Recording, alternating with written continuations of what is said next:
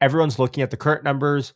I think the future numbers are what matters. And all in all, with all the shutdowns that quarter three brought for Tesla, I think the numbers were okay.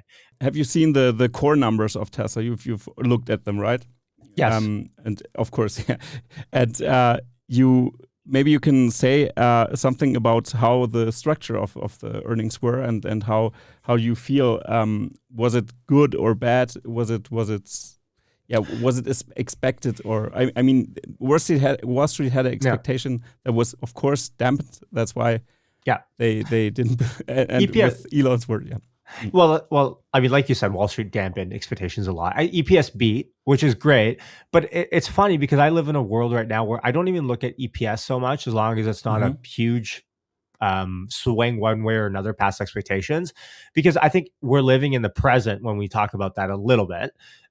And instead, of course, operating margin is what's going to matter to Tesla financials. And we had our new CFO, by the way, of course, this earnings call, which, man, someone's got to get this guy a better mic. Like, get this guy a better mic. Tesla has $26 billion in cash. Can someone buy him a $100 mic?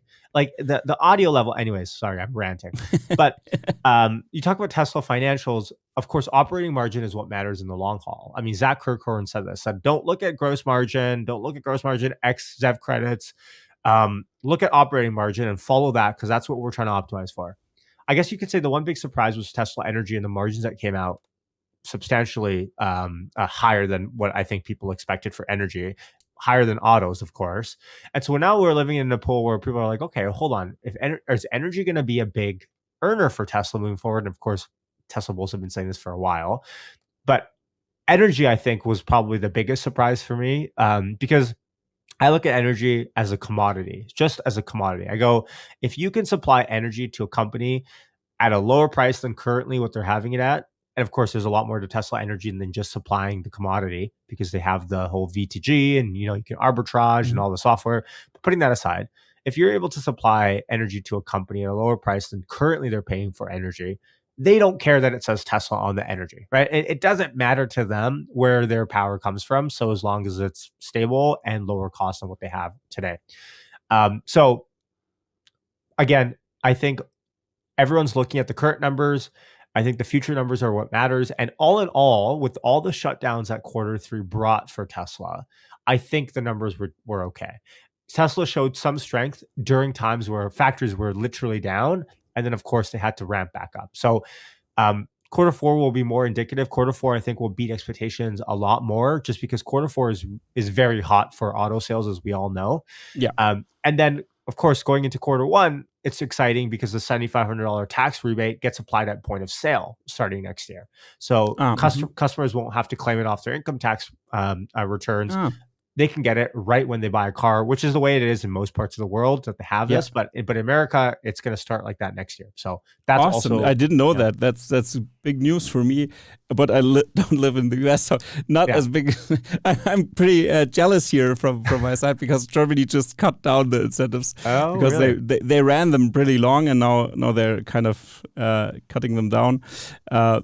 Especially when they're own car companies here, the local car companies like VW, Mercedes, and BMW, besides Mercedes, don't have the same strategy as Tesla, where they are just all in EVs. Of course, BMW, for example, wants to go on hybrids, and also VW head of or CEO Bloom is talked very much about e-fuels, how awesome they are and stuff like this. So yeah, it's kind of goes hand in hand sometimes with the incentives as well. So they maybe the technology they target will change more on the hybrid side, which is totally ridiculous if you look at the market trends. But that's a whole different story.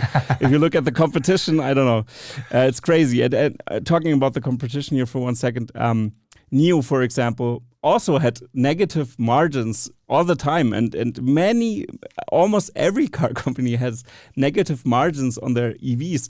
But now Tesla has still plus margins, just lowers the margins, and suddenly the world is on fire. Are there double standards, do you think, with the companies?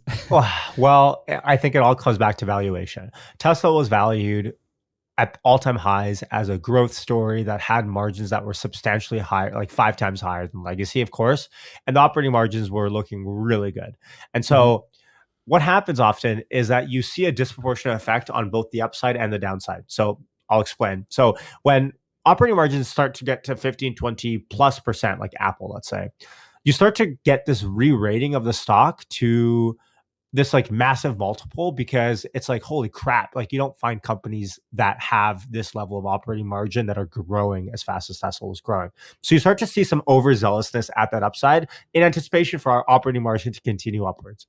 And then the same thing happens on the downside, where you get to that 10% range. And I think Tesla's at 7 or something like that this quarter operating margin. And you start to see, or 7.6, and you start to see where, okay, is Tesla going to start going below 5? And then you start to see this re-rating on the downside of a stock disproportionately as a value stock. And so I think both sides are overzealous, one on the upside, one on the downside. But I think the Tesla story still continues to be that Tesla can get back above those operating margins that they were at eventually once the fleet grows enough and they sell software to the fleet.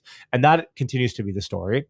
So to answer your question, NIO, of course, never was really looked at as a company that's printing money. I mean, to be fair, no EV company is today. People talk about BYD, but if you back out subsidies and you back out gas car sales, like they're also selling gas car and hybrid cars. It's really, and they're propped up by the Chinese government, which is fine. Like that's their prerogative. It's not really an apt comparison, in my opinion. So.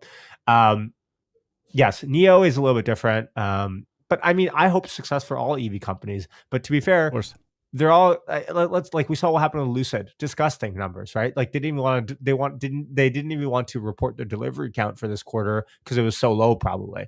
And so they need a like their operating I think their gross margin is minus like 200% or something like that. Just it's just gross. So I don't know what's going to happen with the industry, but it seems like it's hard to grow at negative gross margins, like negative 200 gross margins. Like you just can't continue to do that sustainably, and there's just no end in sight. So I think Tesla is just valued much differently. Tesla is kind of the Apple of the EV space, right? If anyone wants to invest in EVs, they have to invest in Tesla. Like there's no other company that has positive financials. Apple's the same way, where if someone wants to invest in tech, Apple's like the safest cash like stock that people look at. Like, okay, if I put my money in Apple, it's not going to fall 40%, right? Like Apple is a great, like, so it's kind of the Apple of the EV world. Yeah.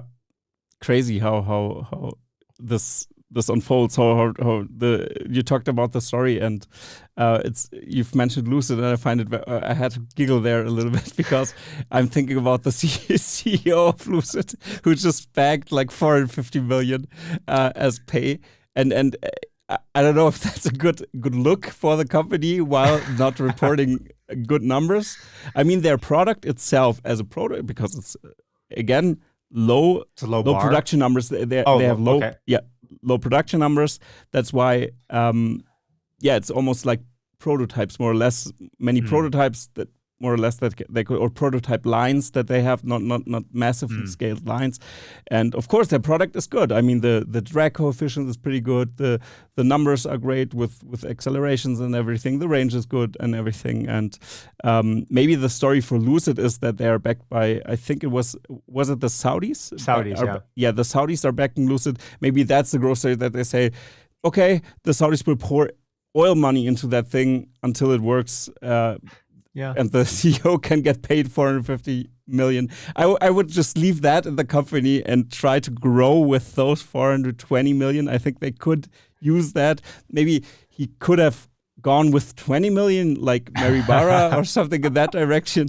That could be possible, but of course, I don't know. Man, these guys got really good gigs. They're getting paid hundreds of millions of dollars to produce very little. I mean, very little cars. I mean, the biggest thing is not the amount of cars that they produce. It's really like how low they are versus expectations. Like I think expectations were like 3 or 5 times this year what they're actually going to end up doing. So, but the bottom line is that I look at the car industry and I go, okay, well, Rivian. I actually look at Rivian and I go, it seems like Rivian has a degree of like that kind of spark element to it a little bit, because I go Rivian. Amazon's backing Rivian, and it has that kind of legitimacy to me, Mhm. where I go, okay, Rivian might be able to make it if they are tight enough running the ship. Lucid, I don't know how long they'll survive. Nikola, entirely different story. We saw what happened with Trevor Milton last week. He's ordered to pay $150 million in damages to Nikola investors. He's going to get sentenced at the middle of November, I think. So he's facing up to 30 years in prison. It's a lucrative market, obviously, because there's people coming in these markets and going, I'll do anything to be a part of the EV market. But unfortunately, no one comes close to even producing anywhere near what Tesla is at the scale Tesla's at globally.